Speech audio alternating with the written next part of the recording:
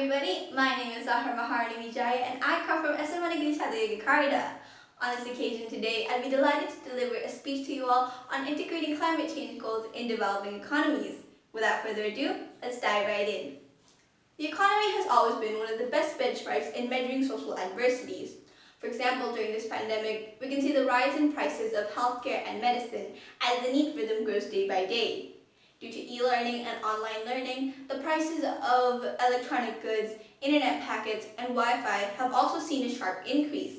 Even things that aren't related to the economy whatsoever, like the environment, has also taken a large hit in its respective economic sectors due to the lack of maintenance caused by quarantine.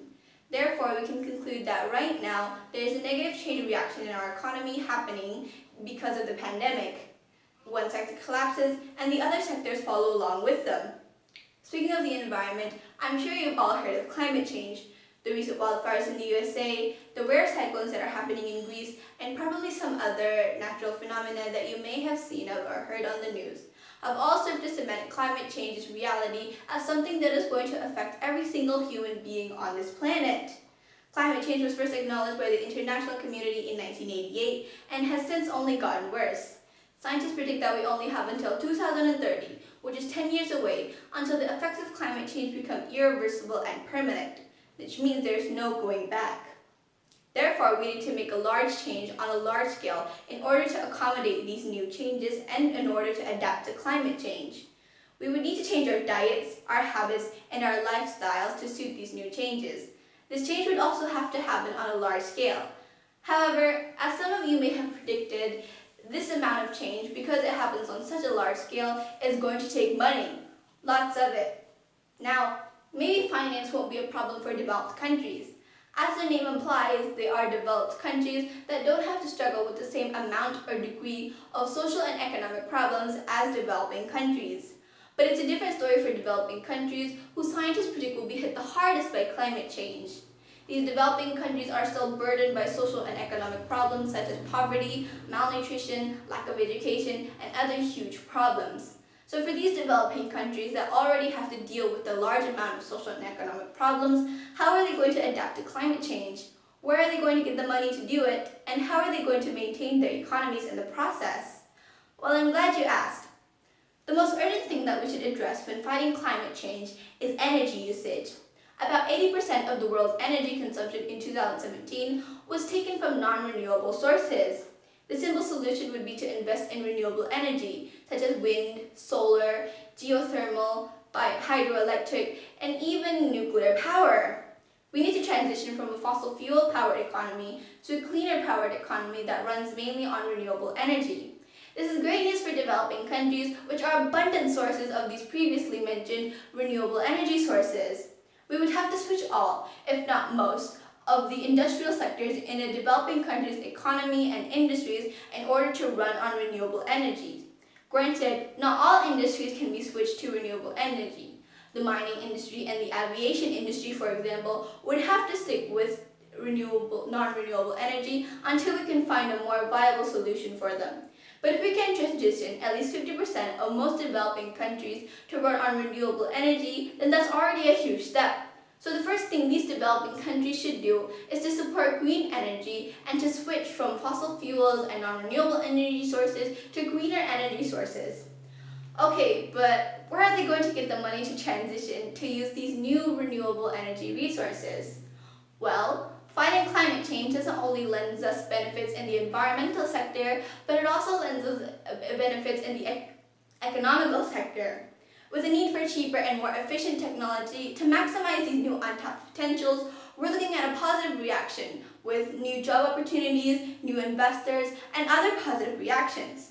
If the pandemic earlier was a negative chain reaction where one sector collapses and the other sectors collapse along with it, this would be a positive chain reaction in which one sector would prosper and other sectors would prosper along with it.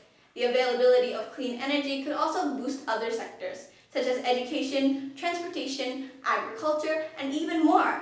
All we have to do is start somewhere. We can then push our goal of growing the economy while also fighting climate change in other sectors, not just energy. For example, diversifying a country's natural ecosystem will not only lead to natural stability, but can also lead to higher tourism counts and be a better place for more high-quality natural resources. Less pollution in the air means a healthier and more productive society that is more likely to keep money circulating in a country's economy. We can kill two birds with one stone. We can capitalize off of nature while taking care of it at the same time. But what if I told you that we had to hit the brakes on capitalism? Don't get me wrong, capitalism is the best economic system that we have right now. Capitalism is great. Capitalism is great when all the hard work people put into their work pays off. Capitalism is great when all the products on the shelf keep getting better and better and better than the last one. But we can definitely see a problem start to happening here when people start to choose profits over the health, safety, and well-being of other people. We can start to see a problem here when people start to add a price tag to daily necessities that other people can't live without. Unfortunately, this happens way too often in our society. You don't believe me? Let me give you an example. For example, according to the Carbon Majors report in 2017, fossil fuel companies and their products have released more emissions in the last 28 years than in the 237 years prior to 1988. Just 100 companies are responsible for almost 71% of all the greenhouse gases that are in the atmosphere right now. The road to stopping climate change all this time has been hindered to us by corporate wealth and greed. These companies also make a profit off developing countries, employing their citizens and exploiting these developing countries' natural resources and other bad things. How will these developing countries reach their targets if there are entities such as this that only hinder their efforts and make it harder to fight climate change? This is where the governments of the developing countries have to come in. Legislation and laws are needed in order to keep these corporate entities and companies in check. A great idea to do this would be to implement taxes and licenses, where companies would have to pay to produce or even produce a certain amount of carbon and greenhouse gas emissions. These corporate entities would then be incentivized to produce less greenhouse gas emissions, and if they do, it would still be a source of fiscal income for the government, and thus all shall prosper. However, might I remind you, these companies are worth millions and even billions of dollars.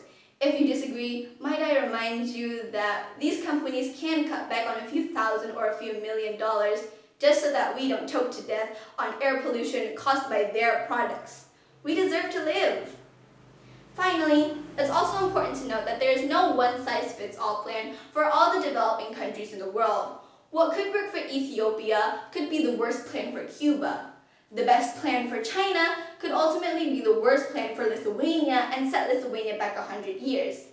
In the end, both domestic and international entities need to come together to find the best solution for their country and to tailor it to their own country's needs. So what does this mean for our daily lives as citizens of Indonesia, one of the biggest developing countries and one of the biggest developing countries with one of the biggest economies in the world? Well, for starters, we need to step on the gas pedal. 2030 is 10 years away if you haven't noticed. We as a species cannot afford to procrastinate more than we already have.